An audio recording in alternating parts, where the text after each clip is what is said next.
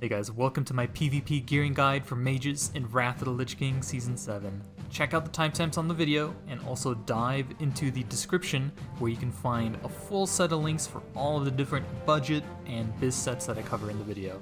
Also, before we get into the gear sets, I wanted to cover this question or this statement that's been floating around for all of Wrath, and it's, is Season 7 the start of caster domination, or is it the peak season for caster gameplay in Wrath? So I'm going to tackle this from the Mage perspective and give you a couple reasons from my end. For the first time in the expansion, Mages can get offset pieces with haste on them, and they're very easy to acquire. You just need to grind honor. Mages need like a base level of haste and spell power to be competitive. There's just a certain level of casting speed, and your global cooldowns need to be fast enough, both with and without cooldowns, to even get the class up to a playable level, I would say. So in order to do that, for Season 5 and Season 6, you have to go for a lot of PvE pieces, and you're sacrificing a lot of resilience or HP in order to do this. And also, the gear and the way that Frostbolt and Iceland scaling worked, it just didn't have enough spell power for mages to really shine.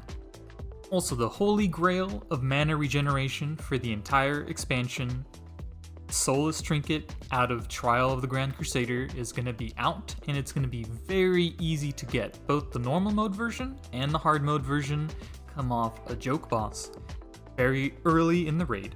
So depending on what composition you're playing with your mage, maybe you're playing with a priest in 2s, maybe you're playing a caster cleave of some kind in 3s, or even in RMP, mana is a major consideration. And sometimes you will just run or you're going to have to take mana regeneration talents, or you're going to have to use the meta gem in order to supplement your mana. When you get this thing on top of the bonus 168 spell power, it's just great. People have been talking about it, people have been waiting for it, just because the mana regen is so fantastic. And last but not least, there is this welcome balance change / bug fix regarding the Mage versus Paladin matchup in Wrath Seasons 5 and 6. When you Spellsteal Sacred Shield from a Paladin, you don't get any of the damage absorption. Someone hits you, it doesn't proc. And this change is pretty significant for the 2v2 bracket, because you're gonna run into a huge amount of Warrior Paladin and DK Preg on the ladder. And I don't know, like one Sacred Shield absorbs like 85,000 damage or something like that. I don't know, that's what it seems like to me. And previously, you didn't have that at all. So if you're playing Shadow Priest Mage or Rogue Mage, you're gonna be loving this change. Alright, so you take all of that and pair it with the fact that weapon item levels are only going up to 258 this patch, whereas the previous maximum was 252. So melee won't get as much of a damage spike when they upgrade their weapons this season. Casters are getting just great offset pieces, and a lot of spell power, and a lot of mana regen too. So, I don't know, you can make a strong argument that casters are about to start peaking, and we'll just have to see how it turns out, or if it's a load of copium. Okay, let me start off with the budget section. What I mean by that is you're not going for any of the super expensive pieces from hard mode, and it's just a normal mode / arena gear character. I think any mage who achieves this gear level can easily get 2300 plus. Some normal mode loot you should be looking out for. Scale of Fates from Ulduar is still fantastic. This helmet is your new tier helmet, has hit and haste on it, and it's a pretty solid piece that should be very easy to get. Nebula Band comes off the Sidereal Essence from Rogue++, should be pretty easy to get. It's pretty much filled out with a little bit of Wintergrasp with this trinket for Horde, and a lot of Relentless gear with haste on it. And I mean, this level of haste is fantastic considering you have 950 resilience. You should be able to just get in there and get reasonable results.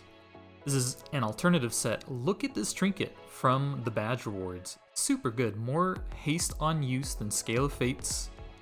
And I kind of retooled this section a little bit. I put the PvP helmet on, I put another PvE ring from the Heroic++ currency. This is also a pretty good set. And the fire set is pretty similar, but you're just replacing everything with the crit dominance gear. And mana regen is just king on fire, so you're definitely going to want to get yourself a Solace. And pieces like this that have hit and crit on it are pretty juicy, pretty easy to get. Okay, I'm gonna go over the items that matter the most for the end of season BiS sets. First off, Skyweaver robes. These are amazing for Frost. You pretty much wear them no matter what. These are a huge priority for you to get. Also, Ring of the Darkmender is super good, and virtually every set uses this as well. Okay, so in this phase, there is a 272 item level cloak that you can only get if your raid doesn't wipe at all during the full hard mode clear of Trial of the Grand Crusader. This thing is going to cost a ridiculous amount of money to get, or you're going to have to be the most beloved caster in your guild. But if you can manage to get this thing, it's pretty good. And there are some decent cloak alternatives as well. I'm going to put them on screen really quick. And these capes kind of serve the same purpose in that they're PvE cloaks that you can use to boost up your damage. Also, there's Boots of the Icy Flow, which is also amazing, and I highly recommend that you pick these up, especially if you're going to be doing a lot of 3 season. Alright, so if you're going to be playing with a Priest in 2s, or you're going to be playing a bunch of 3v3s as Horde, you have to make a choice between Scale of Fates, gemming all your gear, and choosing a meta gem that's appropriate for this trinket, or you're going to be playing with Solace of the Fallen, so you can get a ton of mana regen, and you can once again kind of regem your gear a little bit. You can get the crit increased damage meta gem. These two sets are like general purpose play / 3v3 play. I think they're both going to be great. Also, you might have noticed for all these Horde sets, I am using this Rune of Alacrity from Wintergrasp. Really isn't too many other options. You can maybe get Spell Power instead, but you can't use a Battle Master Trinket, you can't use Scale plus Solace because we're not Alliance, but if this resilience is too low for you, super easy fix, just put on your Medallion of the Horde, dude. 935, that's not bad. And also gem a little bit differently. Really quickly going over the Horde Fire BiS. This is just a ridiculous damage set. Look at this belt. I also have the cloak for no wiping whatsoever, and also the Lurid Manifestation Ring is fantastic for fire, and it's incredible for fire in PvE as well, so you could probably pick this up and it'll serve a dual purpose for you guys.